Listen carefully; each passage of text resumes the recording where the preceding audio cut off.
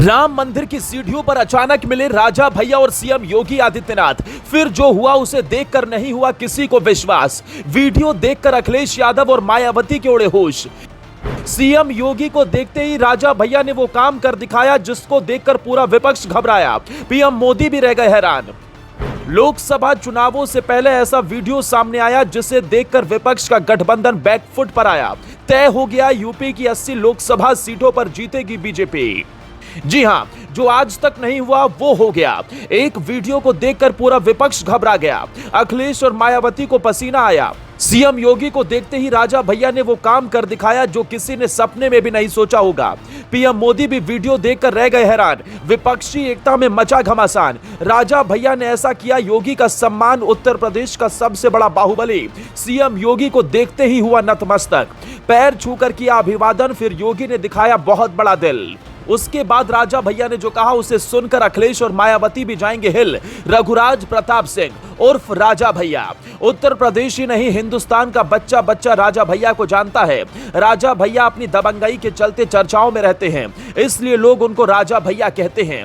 राजा भैया प्रतापगढ़ के रहने वाले हैं और वहां की जनता उनको सरकार मानती है।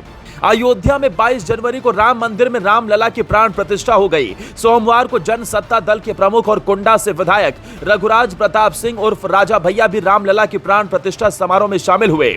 राम मंदिर में राजा भैया यूपी के मुख्यमंत्री योगी आदित्यनाथ से अचानक टकरा गए और फिर उसके बाद जो कुछ हुआ वो चौंकाने वाला था। दरअसल प्राण प्रतिष्ठा कार्यक्रम के समापन के बाद यूपी के मुख्यमंत्री योगी आदित्यनाथ अतिथियों से मिल रहे थे। उस दौरान राम मंदिर की सीढ़ियां चढ़ते वक्त सीएम योगी से राजा भैया टकरा गए। उस वक्त राजा भैया झुककर सीएम योगी के पैर छूते हैं, जिसके बाद सीएम योगी राजा भैया को आशीर्वाद देते और नमस्कार करते हुए आगे बढ़ जाते हैं। इससे पहले अयोध्या पहुंचकर राजा भैया ने ऐसा बयान दिया था जिसे सुनकर अखिलेश और मायावती के होश उड़ गए थे। राजा भैया ने कहा था, जिनको रामलला की प्राण प्रतिष्ठा का न्योता मिला है और अयोध्या आ रहे हैं, ये उनके पूर्व जन्मों के संचित पुण्य का परिणाम है। उन्होंने निमंत्रण को अस्वीकार करने वालों को अभागा बताया था। रघुराज प्रताप सिंह ने कहा था कि मुझे और मेरे पिता दोनों को राम मंदिर ट्रस्ट से न्योता दिया गया था, मगर पिताजी की उम्र ज्यादा हो गई है, सेहत की वजह से वो अयोध्या नहीं आ पाए।